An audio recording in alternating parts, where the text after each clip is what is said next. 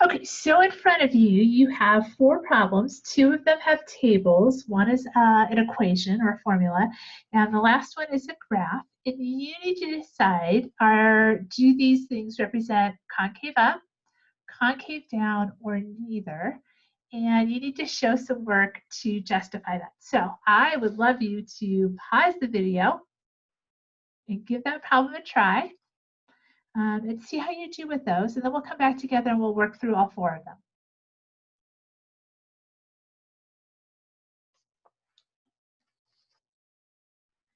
Okay, so let's take a look at these. All right, so number 7, I have f of x and I have a table. So what I'm going to do is find that average rate of change for every pair in this table. So these two, these two, these two, and these two. So I'm just going to do all of the adjacent pairs. And remember, it's going to be y2 minus y1, or f of x2 minus f of x1 over x2 minus x1 as that formula there. So we want to use this row as the top part of our fraction and this one as the bottom part of our fraction. So I kind of just like to do this, so make sure I get all of these lined up. So 3 minus 1 is 2 over 1 minus 0 is 1. So I have a slope or an average rate of change of 2. 6 minus 3 is 3. 2 minus 1 is 1. So I have a slope or average rate of change of 3.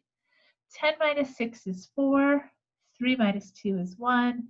So it gives me an average rate of change of 4. And then 20 minus 10 is 10. 4 minus 3 is 1, which gives me 10.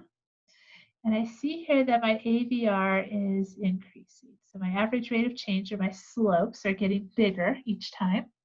And so that tells me that my function is concave up. All right, g of x, they gave us a table again. So we're going to do the same idea.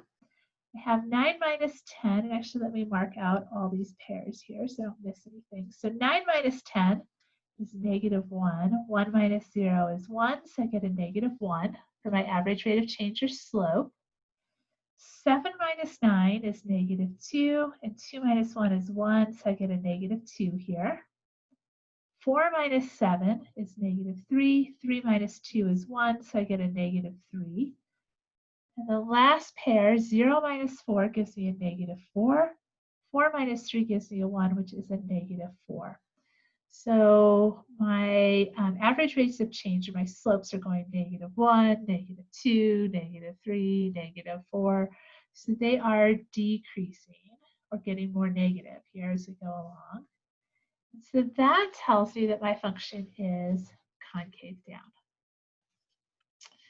All right, I have p of x is equal to 3x plus 1. This is a linear function. And the thing we know about linear functions is that their average rate of change is constant. It does not change. It's the same number over and over again, which means that it is not concave up and it's not concave down. It's neither. All right, and then one last one. We have a picture down here. This part here looks kind of straight, so I'm not sure kind of maybe what to do with that, but we can look at this part here. And as we look at this as a whole, we can really see that we're getting this bowl shape here. And that bowl shape gives us our concave up. All right, there you go. Good luck with the homework. As always, if you have questions, send me an email, let me know. We can meet on Zoom and we'll get it all figured out for you.